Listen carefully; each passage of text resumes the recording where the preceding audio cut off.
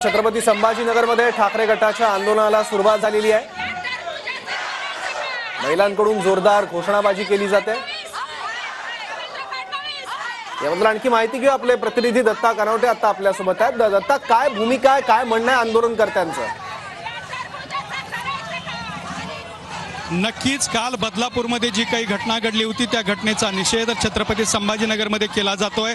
आपण बघू शकता की या ठिकाणी महिला सुद्धा आक्रमक झालेल्या आहेत। या महिलांनी या परिसरामध्ये बांगड्या सुद्धा फेकलेल्या आहेत आणि त्याचबरोबर पायाने टरबूज फोडून सुद्धा मोठ्या घोषणाबाजी करत एक निषेध आंदोलन या ठिकाणी छत्रपती संभाजीनगर शहरामध्ये सुरू आहेत। एक आक्रमक प्रतिक्रिया जी आहे त्या आंदोलनाकडून येते। काय सांगाल तुम्ही? मोठं आंदोलन केलंय आज आम्हाला लाडकी बहीण योजना जी आहे आम्हाला नको आहे, ती आम्हाला 1500 रुपये नको आहे। महिलांचं संरक्षण पाहिजे।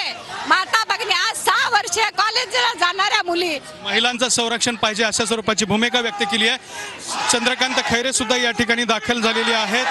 खैरे साहेब तीव्र आंदोलन करतात आणि हे जर असेल तर असं योग्य नाहीये, त्यांना सजा झाली पाहिजे। या नराधमाला शिक्षा झाली पाहिजे। ज्यांनी त्या ठिकाणी हे कृत्य केलं तो कॉन्ट्रॅक्ट बेसिसवर होता।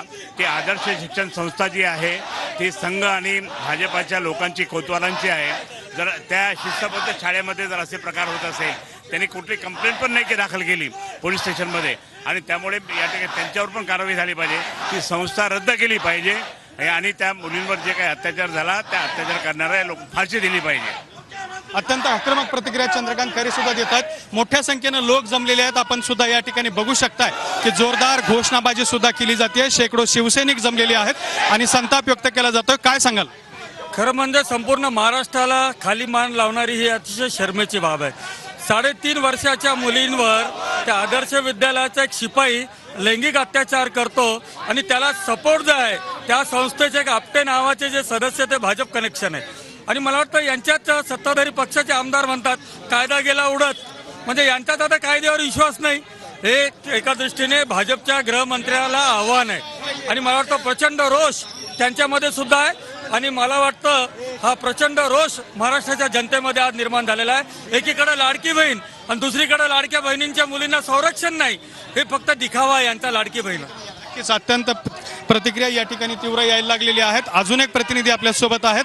काय सांगाल तुम्ही? टरबूज फोडले, बांगड्या सुद्धा फेकलेल्या। गृहमंत्र्याला टरबूज म्हणजे एक फोटोरूपी टरबूज आम्ही फोडलेला आहे आणि गृहमंत्र्याला बांगड्या आम्ही पाठवलेल्या आहे। ज्या मुलीला, बदलापूरच्या मुलीला कधी न्याय मिळत